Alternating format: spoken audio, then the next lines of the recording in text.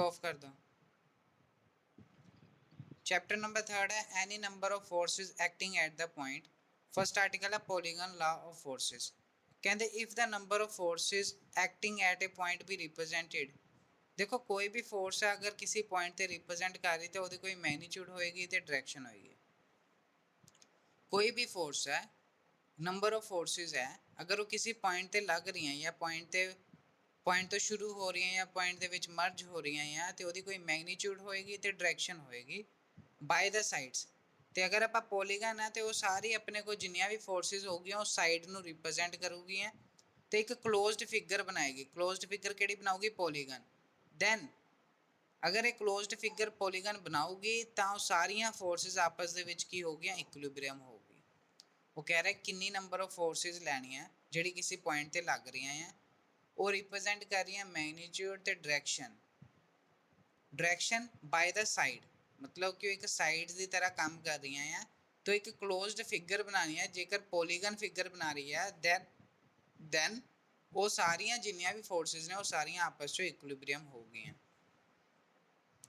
हुण आपां ये प्रूफ करना है।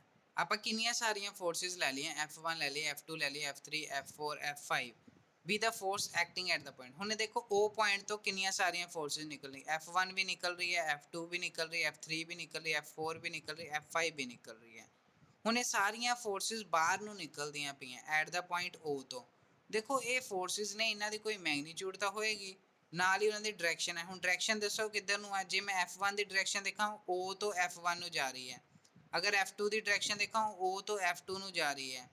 अगर F3 की डायरेक्शन देखा O तो F3 नूं जा रही है। O F4 दी O तो F4 O तो F5 दी। हुण इन्हां जो सारी डायरेक्शन नूं मैं अगर क्लोज्ड फिगर दे विच मर्ज करूँगा तो कह रहा है कि एक पॉलीगन शेप बनती है। पॉलीगन शेप बनती तो चलो मैं ले ली AB BC CD DE ते EA 6 साइड्स ने 1 2 3 4 5 सॉरी पॉलीगन है तो 5 साइड्स होएगा। पॉलीगन है तो 5 साइड्स ठीक है जी। हुण ए बी रिप्रेजेंट कर रही है F फोर्स नूं F1 फोर्स नूं जेदी मैग्नीट्यूड है F1 ते ओदी डायरेक्शन हैगी A तो B नूं। हुण दूसरी है फोर्स है F2 जेदी मैग्नीट्यूड है F2 ते ओदी डायरेक्शन है B टू C। ते तीसरी फोर्स है F3 जेदी डायरेक्शन है C टू D। चौथी फोर्स है F4 जेदी डायरेक्शन है D टू E ते पंजवीं फोर्स है F5 जेदी डायरेक्शन है E टू A।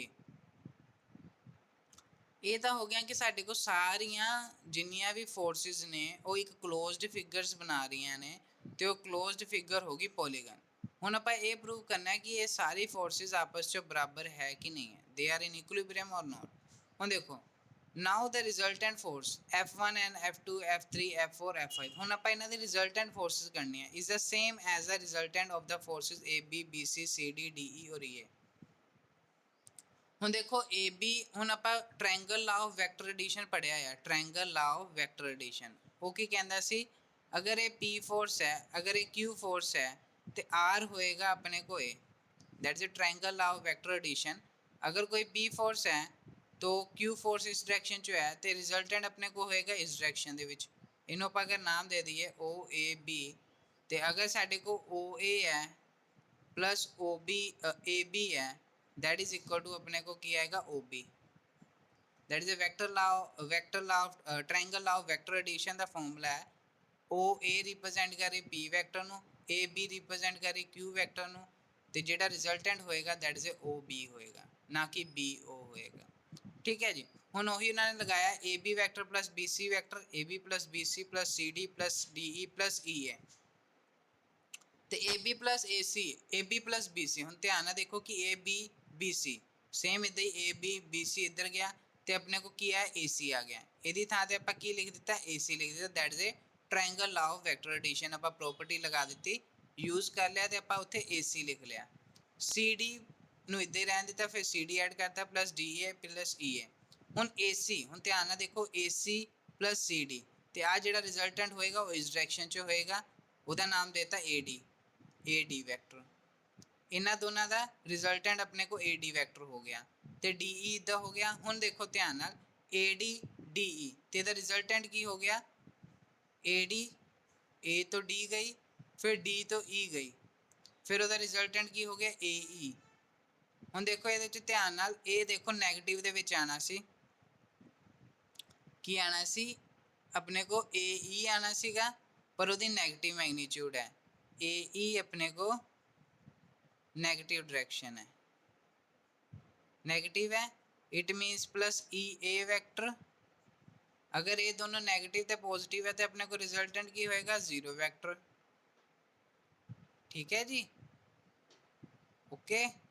ਇਹਦਾ मतलब है कि जिन्नियां भी फोर्सेस हो गई सारियां की हो गई इक्विलिब्रियम। जे किसी का सम इक्वल टू 0 आ जाता है इट मीनस कि वो सारी फोर्सेस अपने को इक्विलिब्रियम हो गई हैं। ਹੁਣ देखो मैनू ये पता लग गया कि AB plus BC plus CD plus DE वो इक्वल टू होगी AE they.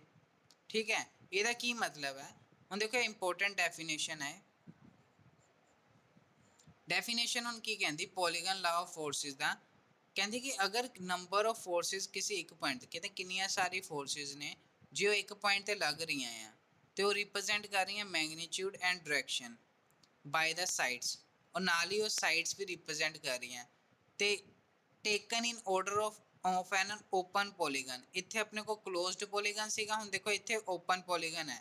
Then their resultant is represented in the magnitude, ਤਾਂ ਉਹਦਾ ਕੋਈ ਜਿਹੜਾ ਰਿਜ਼ਲਟੈਂਟ ਹੋਏਗਾ ਉਹ ਇਕੁਅਲ ਟੂ ਹੋਏਗਾ ਉਹਦੀ magnitude and direction ਬਾय the closed side of the polygon in the opposite order.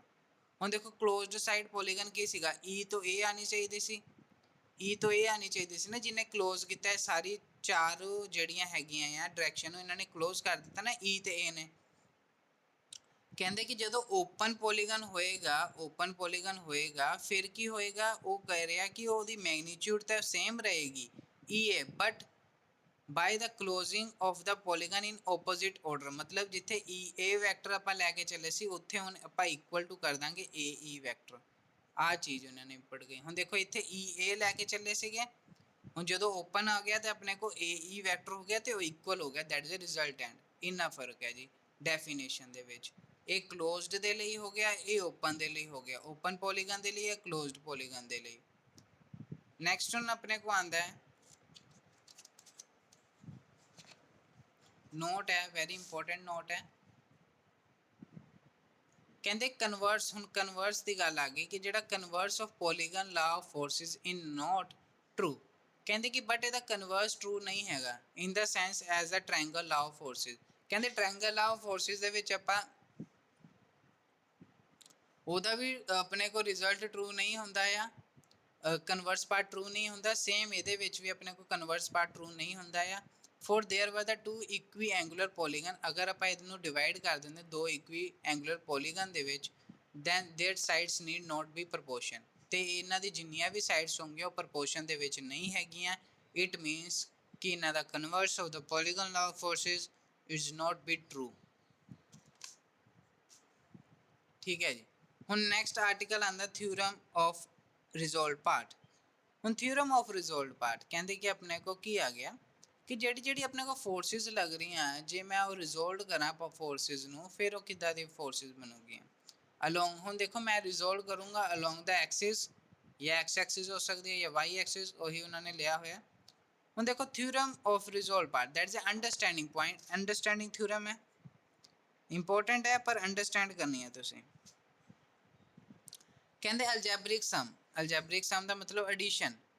ਅਲਜੈਬਰਿਕ sum of resolved part of two concurrent forces. ਕਹਿੰਦੇ ਕੋਈ ਦੋ ਕੌਨਕਰੈਂਟ ਫੋਰਸਿਸ ਹੈ, ਰਿਜ਼ੋਲਵਡ ਪਾਰਟ ਲੈ ਲਓ, ਉਹਨਾਂ ਦਾ ਸਮ ਕਰ ਦਿਓ ਕੋਈ ਵੀ ਡਾਇਰੈਕਸ਼ਨ ਦੇ ਵਿੱਚ ਹੋਣ, ਇਨ देयर प्लेन, प्लेन ਤੇ ਹੋਣ ਪਰ ਕੋਈ ਵੀ ਡਾਇਰੈਕਸ਼ਨ ਤੋਂ ਵਿੱਚ ਹੋਣ, ਉਹ ਇਕੁਅਲ ਹੋਊਗੀ resolved part of there resultant in that direction. ਉਹ ਕਿਹਦੇ ਇਕੁਅਲ ਹੋਊਗੀ, ਉਹ ਉसी ਫੋਰਸਿਸ ਦਾ ਜੋ ਰਿਜ਼ਲਟੈਂਟ ਬਣੇਗਾ ਉਹਦਾ ਰਿਜ਼ੋਲਵਡ ਪਾਰਟ ਦੇ ਤੇ ਉਹਦੀ ਡਾਇਰੈਕਸ਼ਨ ਦੇ ਵਿੱਚ ਹੋਊਗੀ, ਤਾਂ ਉਹਦੇ ਇਕੁਅਲ ਹੋਊਗੀ। ਹੁਣ ਦੇਖੋ ਪ੍ਰੂਫ ਕਰ ਰਹੇ ਹਾਂ। ਕਹਿੰਦੇ ਆਪਾਂ P ਤੇ Q ਕੋਈ ਫੋਰਸ ਲੈ ਲਈ, P ਤੇ Q ਮੰਨ ਲਓ ਇੱਕ O ਤੋਂ A ਨੂੰ ਜਾ ਰਹੀ ਹੈ, ਇਹ P ਫੋਰਸ ਹੈ, O ਤੋਂ B ਨੂੰ ਜਾ ਰਹੀ ਹੈ, ਇਹ Q ਫੋਰਸ ਹੈ। ਠੀਕ ਹੈ, ਇਹ P ਫੋਰਸ ਹੈ, Q ਫੋਰਸ ਹੈ, ਦੋ ਫੋਰਸਿਸ ਲੱਗ ਰਹੀਆਂ O ਪੁਆਇੰਟ ਤੋਂ ਨਿਕਲਦੀਆਂ ਪਈਆਂ ਆ। They are the straight line OA ਤੇ OB, ਇਹਨੂੰ OB ਲਿਖ ਦਿੰਦੇ, both are the straight line. Complete the parallelogram, ਅਗਰ ਮੈਂ ਪੈਲੋਗ੍ਰਾਮ ਕੰਪਲੀਟ ਕਰਦਾ पैलोग्राम कंप्लीट कर लिया, दैट इज अपने को पॉइंट सी आ गया। ठीक है, हुण उस तो बाद अपने को जो रिजल्टेंट होएगा वो रिजल्टेंट की होएगा, ए रिजल्टेंट होएगा R, that is resultant R. वो कह रहा है कि रिजल्टेंट अपने को की है ओसी वैक्टर है, रिजल्टेंट ਨੂੰ आर वैक्टर ਨੂੰ मैं ਉਹਦੀ डायरेक्शन दे ਦਿੰਦਾ, दैट इज ओसी। ओ तो सी ਨੂੰ ਜਾ ਰਹੀ ਹੈ, that is resultant the direction, ਤੇ ओसी अपने को ਉਹਦੀ मैग्नीट्यूड है। ਹੁਣ अपने को ਜਿਹੜਾ पैलोग्राम बनया ओ ए सी बी, ये पैलोग्राम बन गया। ਹੁਣ ओ अपने को की है, that is draw O X. ਹੁਣ मैं अगर आप ड्रॉ कर दें एक्स एक्सिस ड्रॉ कर दी ओ तो एक्स एक्सिस, तो इदा ही आप पैरेलल टू द गिवन अपने को ड्रॉ कर दी है। ਹੁਣ ड्रॉ कर दी ए तो डी, ਹੁਣ ਇਹਨਾਂ ਨੇ ए तो डी भी ड्रॉ कर दी है, ए तो एल ਨੂੰ भी ड्रॉ कर दिता है। ठीक है, ए डी कर दिता ड्रॉ, फिर बी ई ਨੂੰ ड्रॉ कर दिता, सी एफ ਨੂੰ कर दिता, they create the perpendicular. It means कि की चाहता है, वो चाहता है कि जो बी ओ ई है, सी ए एल है, then both are the triangles are congruent. अगर कॉन्ग्रुएंट होगी तो इन्हों के सारिया की corresponding sides are equal, corresponding sides are equal. It means कि ओ ई इक्वल हो जाएगा ए एल नाल, डी एफ इक्वल हो जाएगा जो डी एफ है, डी एफ इक्वल हो जाएगा दैट इज ए एल का। ठीक है ना, तो कह रहे कि अगर ये दोनों ट्रायंगल अपने को एक वाले ट्रायंगल तो एक वाले ट्रायंगल कॉन्ग्रुएंट हो जाती तो इन्हों की कोरसपोंडिंग साइड्स आर इक्वल। हुण आपां रिजोल्व करना है पार्ट ऑफ पी फोर्स का अलोंग द ओ। हुण देखो पी फोर्स का along the O X axis आपां करांगे, तो हुण जिहदे नाल एंगल बन रहा हुंदा मैनूं पता कि उहदे नाल कोस थीटा लैंदे आ, जिहदे नाल एंगल बन रहा है उहदे नाल कोस थीटा। ठीक है, हुण आपां लै लिया पी कोस थीटा, हुण थीटा इहदे विच की है ए ओ डी। हुण ए ओ डी है कोस थीटा, हुण कोस थीटा ए ओ डी है तो उसकी वैल्यू की आएगी, अगर मैं कोस थीटा ए ओ डी निकालना है that is a perpendicular base upon hypotenuse. हुण बेस की अपने को इहदे विच ओ डी बेस हैगा आ, ओ डी बेस है, हाइपोटेन्यूज अपने को ओ ए है, ओ ए अपने को हाइपोटेन्यूज है। तो मैं वही पुट कर दी कोस ए ओ डी की वैल्यू पुट कर दी, ओ डी डिवाइडेड बाय ओ ए, तो ओ पी सानू पहले दी हुई है ओ ए डायरेक्शन च, ओ ए कैंसल हो गया, दैट इज अपने को ओ डी आ गया। सिमिलरली मैं अपने को की किया रिजोल्व किया पार्ट ऑफ क्यू नू, क्यू फोर्स नू रिजोल्व किया along the X O X axis. हुण इन्हों रिजोल्व किया फिर मेरे को आ गया दैट इज अगर वो किया दैट इज अपने को की है Q into cos cos B O E. हुण कोस बी ओ ई दे विच की अपने को बेस की है ओ ई है, हाइपोटेन्यूज की है ओ बी है, फिर अपने को ओ बी ते ऊपर ओ बी होएगा, दोनों कैंसल हो जाने तो ओ ई आ जाना। सेम अपने को रिजोल्व करना पार्ट रिजल्टेंट फोर्स का with respect along the O X, अपने को ओ एफ आ जाएगा। हुण उन्हें की कहा सी, उन्हें कहा कि algebraic sum of the resolve part of two concurrent forces. हुण किहड़ियां दो फोर्सेज ने, एक पी है तो एक क्यू है, इन्हां दोनों का जो मैं सम करूँगा, हुण देखो इन्हां दोनों का सम किया किहड़ी फोर्सेज है ओ डी प्लस ओ ई, इन्हां दोनों का सम किया दैट इज इक्वल टू किहदे इक्वल आऊगा, that is the resultant of their resolve part of the resultant. हुण किहदे इक्वल आने सी, हुण देखो ओ डी प्लस ओ ई, हुण ओ डी तो इधर रहेगा, ओ ई नूं देखो मैं किहदे इक्वल कर सकदा, ओ ई नूं मैं ओ एफ लिख सकदा। हुण O E is equal to D F, O E is equal to D F, हले मैं किया इत्थे देखो O E is equal to D F, O E equal to D F हो गया, इहदी थां ते मैं पुट कर दूंगा O E is equal to D F, तो O D plus D F कितना हो गया ओ एफ हो गया। इट मीनस कि वो साढ़े को इत्थे ट्रू हो गया, उन्हें साढ़े को थ्योरम इत्थे प्रूव हो जाती है कि अगर किसी भी दो रिजोल्व पार्ट फोर्सिस, कोई दो फोर्सिस है रिजोल्व पार्ट करते हैं along the O X axis, उन्होंने सम करते हैं वो इक्वल हो जाती है, वो resultant part of the resultant force is along the O X axis. इत्थे साढ़े को थ्योरम कंप्लीट हो जाती है। अगर ये आपां पी दे फोर्सिस ले लिया, अगर आपां अलोंग द क्यू फोर्स लैंदे हैं फिर obtuse angle O X, then भी आपां फाइंड आउट कर देंगे, साढ़े को सेम रिजल्ट आएगा ओ डी प्लस ओ ई।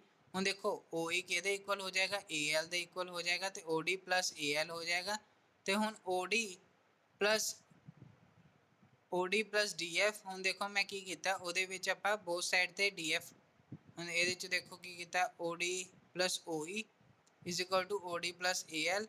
हुण ए एल कित्थे है साडे कोल जी, ए एल है, हाँ जी ए एल किहदे इक्वल सी, DF ਦੇ ਇਕੁਅਲ ਹੈ, ਮੈਂ AL ਨੂੰ DF ਦੇ ਇਕੁਅਲ ਲਿਖ ਲਿਆ ਤੇ OD ਮਾਈਨਸ FD ਕਰ ਦਾਂਗੇ ਤੇ ਉਹ OF ਬਣ ਜਾਏਗੀ। ਸਾਡੇ ਕੋਲ ਥਿਊਰਮ ਫਿਰ ਦੁਬਾਰਾ ਪ੍ਰੂਫ ਹੋ ਜਾਏਗੀ ਅਗਰ ਆਪਾਂ Q ਫੋਰਸ ਨੂੰ ਲੈਂਦੇ ਕਿ ਉਹ obtuse ਐਂਗਲ ਬਣਾ ਰਹੀ ਹੈ ਵਿਦ ਆਪਣੇ ਕੋ OX ਐਕਸਿਸ।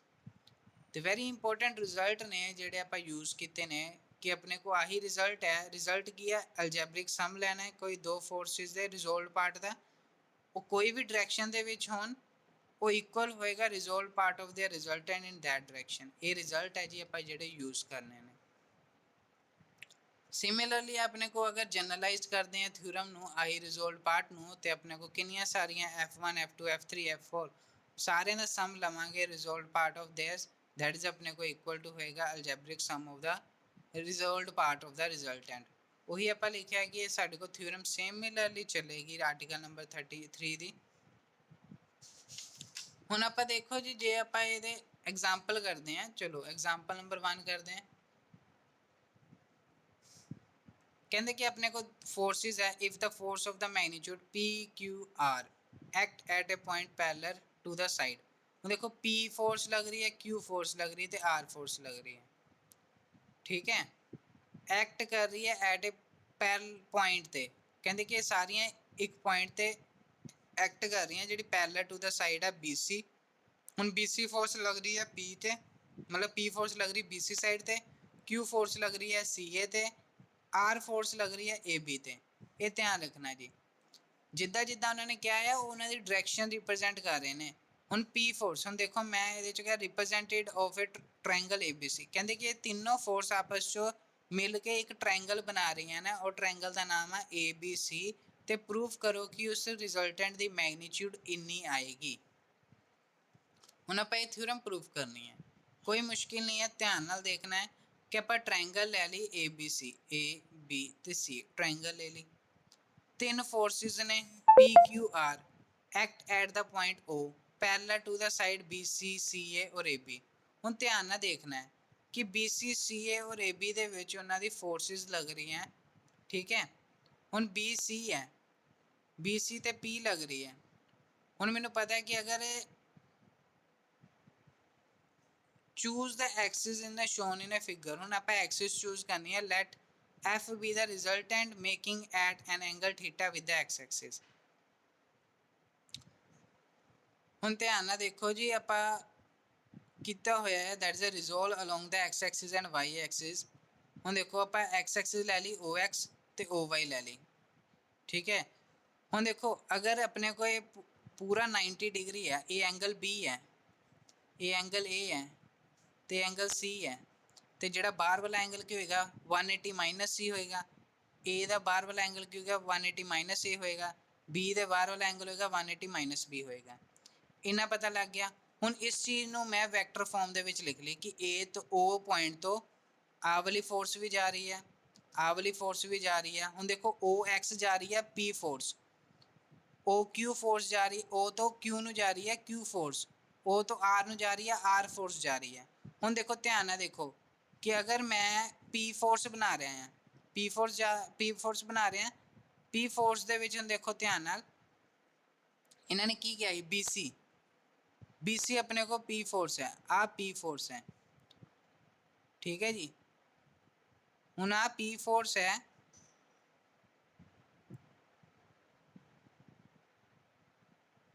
ਇਹ P ਫੋਰਸ ਹੈ।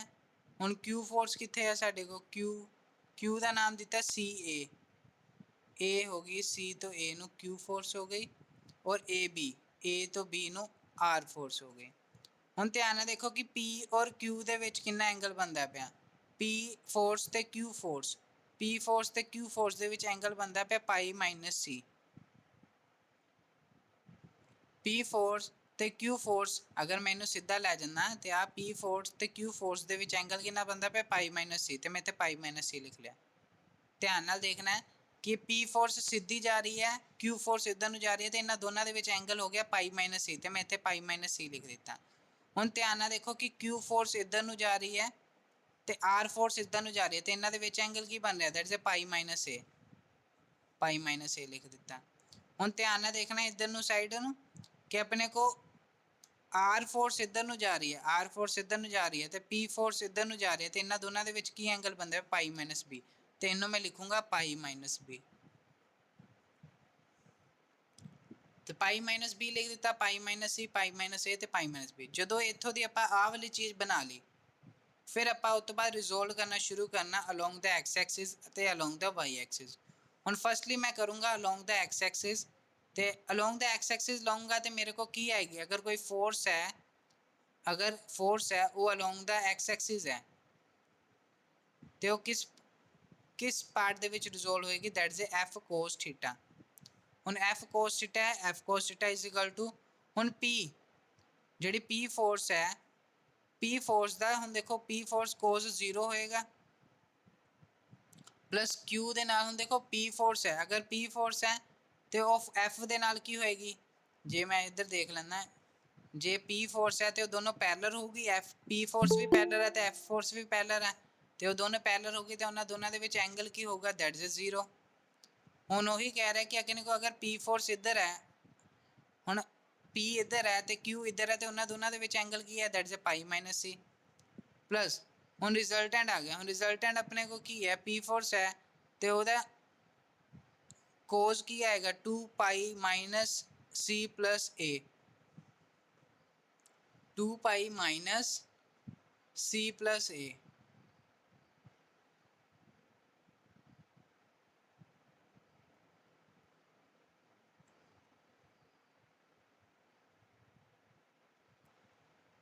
To pi minus C plus ए।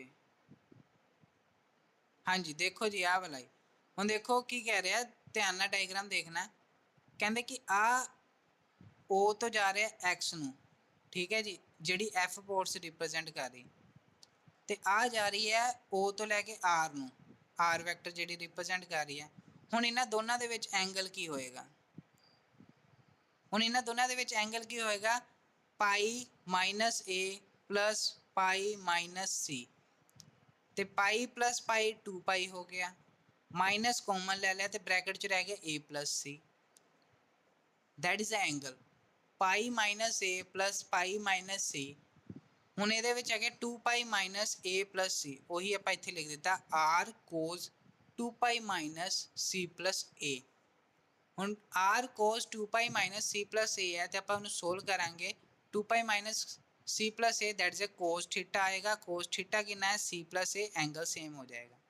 ਹੁਣ P cos 0 ਦੀ ਵੈਲਿਊ ਆਪਣੇ ਕੋ 1 ਹੁੰਦੀ ਹੈ ਤੇ ਪੁੱਟ ਕਰ ਦਿੱਤਾ cos ਪਾਈ ਮਾਈਨਸ C ਹੁੰਦਾ ਉਹ ਦੈਟ ਇਜ਼ ਆਪਣੇ ਕੋ 1, ਅਗਰ cos 180 ਮਾਈਨਸ ਥੀਟਾ ਹੁੰਦਾ ਦੈਟ ਇਜ਼ ਆਪਣੇ ਕੋ ਮਾਈਨਸ cos ਥੀਟਾ ਹੁੰਦਾ ਹੈ, ਇਹ ਯਾਦ ਰੱਖਣਾ ਹੈ ਰਿਜ਼ਲਟ।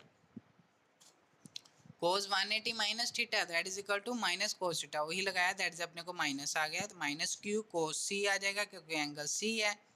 ਹੁਣ R cos 2 pi minus theta ਹੁੰਦਾ ਉਹ ਦੈਟ ਇਜ਼ cos ਥੀਟਾ ਹੁੰਦਾ, ਆਪਣੇ ਕੋ ਸੇਮ ਆ ਗਿਆ ਤੇ ਆਪਣੇ ਕੋ ਆ ਗਿਆ P minus Q cos C plus R। अब C प्लस A देखो, ਹੁਣ C प्लस A ध्यान ना देखो कि अगर अपने को C प्लस A है, C प्लस A है तो सम ऑफ द ट्रायंगल की होता है, that is sum of the angle of the triangle A plus B plus C is equal to 180। Sum of the angle of triangle A plus B plus C is equal to 180। ਹੁਣ ਇਹਦੇ ਵਿੱਚ ਉਹਨਾਂ ਨੇ ਕਿਹਾ ਕਿ A ਤੇ C ਦੀ value ਕੱਢਣੀ ਹੈ, A plus C ਆਪਣੇ ਕੋ ਕੀ ਆਏਗਾ 180 माइनस B, तो मैं A plus C ਦੀ ਥਾਂ ਤੇ ਲਿਖ ਸਕਦਾ ਪਾਈ माइनस B, तो 180 C अपने को आ गया 180 माइनस B, ਤੇ ਆਪਣੇ को cos pi minus theta, cos 180 minus theta minus cos theta, ਹੁਣ माइनस आ गया R cos B, ਤੇ ਆਪਣੇ को फर्स्ट पार्ट रिजोल्व हो गया अलोंग द X एक्सिस। ਹੁਣ ਆਂਦਾ ਕਿ ਆਪਾਂ ਰਿਜ਼ੋਲਵ ਕਰਨਾ ਹੈ ਅਲੋਂਗ ਦਾ Y ਐਕਸਿਸ। ਹੁਣ y ਐਕਸਿਸ ਦੇ ਲਈ ਧਿਆਨ ਨਾਲ ਦੇਖਣਾ ਹੈ ਕਿ y ਐਕਸਿਸ ਦੇ ਲਈ ਆਪਣੇ ਕੋ ਕੀ ਹੋਏਗਾ f cos ਥੀਟਾ, ਹੁਣ y ਐਕਸਿਸ ਦੇ ਲਈ ਕੀ ਹੋਏਗਾ f sin ਥੀਟਾ, ਹੁਣ f ਪਾਰਟ sin ਥੀਟਾ ਹੋਏਗਾ। ਹੁਣ sin ਥੀਟਾ ਨੂੰ ਧਿਆਨ ਨਾਲ ਦੇਖਣਾ ਹੈ, ਹੁਣ ਦੇਖੋ ਅਗਰ ਪਹਿਲੇ ਦੇ ਲਈ ਹੈ, ਅਗਰ ਅਲੋਂਗ y ਐਕਸਿਸ ਹੈ, ਅਗਰ ਕੋ ਫੋਰਸ ਇਸ ਡਾਇਰੈਕਸ਼ਨ ਦੇ ਵਿੱਚ ਹੈ, ਠੀਕ ਹੈ, ਫੋਰਸ ਇਸ ਡਾਇਰੈਕਸ਼ਨ ਦੇ ਵਿੱਚ ਹੈ, ਇਟ ਮੀਨਸ ਕਿ ਉਹ ਦੋਨੋਂ ਪੈਰਲਲ ਹੋ ਗਈ, ਪੈਰਲਲ ਤਾਂ ਐਂਗਲ 0 ਹੋ ਗਿਆ कि अगर मैं फर्स्ट दे लिए लै रहा तो वो अपने को cos 0 हो गया, सैकेंड अपने को Q फोर्स दे लिए की आएगा, Q फोर्स अपने को की आएगा, Q फोर्स दे नाल उन्हें एंगल बनाया that is 180 pi minus C। हुण सेम देखो एंगल तो सेम ही बनना, हुण पाई माइनस C बनता पाया, और आर ਦੇ ਲਈ ਵੀ ਸੇਮ ਐਂਗਲ ਬਣ ਰਿਹਾ 2 pi minus a plus c put ਕਰ ਦੇਣਾ sin 0 0 ਹੁੰਦਾ sin 180 minus c that is sin c ਹੁੰਦਾ ਤੇ sin 2 pi minus theta that is minus sin theta ਹੁੰਦਾ ਇਹ ਜ਼ਰੂਰ ਯਾਦ ਰੱਖਣਾ ਪੁੱਟ ਕਰ ਦਾਂਗੇ c plus a ਨੂੰ ਆਪਾਂ ਪਾਈ ਮਾਈਨਸ b ਲਿਖਾਂਗੇ ਫਿਰ ਆਪਣੇ ਕੋ sin pi minus theta that is अपने को sin थीटा हो गया तो अपने को आ गया f sin theta that is q sin c minus r sin b ਹੁਣ मेरे को दोनों आ गए रिजल्ट एक आ रिजल्ट आ गया एक आ रिजल्ट आ गया ਹੁਣ ਮੈਨੂੰ पता है कि f cos थीटा आ गया f sin थीटा आ गया मैं ਕੀ करूँगा स्केयरिंग और एडिंग कर दूंगा इन दोनों इक्वेशन जो स्केयरिंग और एडिंग कर दूंगा स्केयरिंग और एडिंग कर देती है स्केयरिंग और एडिंग कर देती है F square sine square theta bracket plus cos square theta आ जाएगा 1 हो जाएगा तो एफ स्केयर थीटा इधर आ गया राइट हैंड साइड ਤੇ अपने को की बन गया a plus b plus c the whole square the formula ਬਣ ਗਿਆ a plus b plus c the whole square the formula ਤੇ ਇਹਨੂੰ ਮੈਂ ਲਿਖ ਸਕਦਾ a square plus b square plus c square plus 2ab plus 2bc plus 2ca ਇਹ formula apply ਕਰ ਦਿੱਤਾ ਦੋਨਾਂ ਦੇ फिर उस तो बाद उन्होंने दोनों ਨੂੰ ऐड कर दिता फिर मैं ਹੁਣ देखो ਜਿਹੜੀ p है स्केयर वाली टर्म ਨੂੰ ਲੱਗ कर दिता q स्केयर वाली ਨੂੰ ਲੱਗ कर दिता r स्केयर वाली टर्म ਨੂੰ ਲੱਗ कर दिता pq वाली टर्म ਨੂੰ ਲੱਗ करता rb ਨੂੰ qr ਨੂੰ ਲੱਗ कर दिता ਹੁਣ ਸਾਰਿਆਂ ਨੂੰ ਅਲੱਗ-ਅਲੱਗ ਕਰ ਦਿੱਤਾ ਹੁਣ ਇੱਥੇ cos ਹੁਣ ਇੱਧਰ ਦੇਖੋ ਜੀ ਆਹ ਵਾਲਾ ਕੀ ਬਣਦਾ ਪਿਆ ਧਿਆਨ ਨਾਲ ਇਹ ਫਾਰਮੂਲਾ ਬਣ ਗਿਆ cos a cos b sin a sin b that is a formula of cos ए वाला formula that is A cos c plus b ਦਾ या a plus b ਦਾ ठीक है जी ये भी अपने को फॉर्मूला है सारे फॉर्मूलेज ने जो ट्रिग्नोमेट्रिक फॉर्मूलेज यूज हो रहे हैं cos a cos b minus sin a sin b that is A cos a plus b इथे अप्लाई कर देता cos a plus b that is c plus b हो गया बाकी ਆਪਾਂ सोल्व करते हैं ਹੁਣ a b plus c ਨੂੰ ਆਪਾਂ पाई minus a भी लिख सकते ਤੇ ਉਹਨੂੰ minus cos a आ जाएगा सारा कुछ सोल्व कर लेना ਤੇ f ਦੀ वैल्यू कर लेनी ਤਾਂ इसको रिजल्ट आ जाएगा that is very important result है तो वेरी इंपॉर्टेंट आप इस क्वेश्चन सोल्व कर सकते कोई भी क्वेश्चन हो बस ध्यान रखना कि एंगल कितना बनने हैं एंगल कितना नहीं बनने ठीक है जी।